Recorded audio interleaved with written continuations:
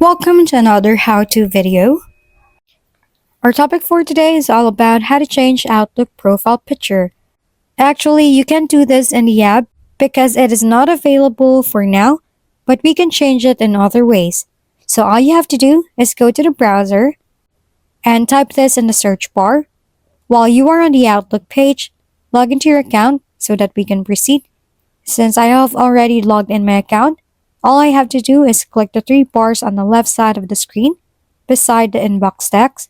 After clicking the three bars, scroll down until you find the Settings tab and click it.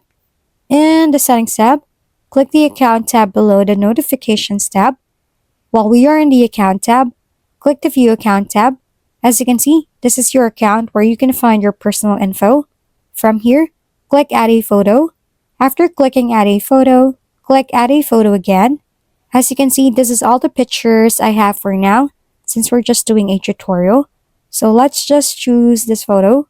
After choosing a photo, click Done. Now click Save to set your profile picture in Outlook.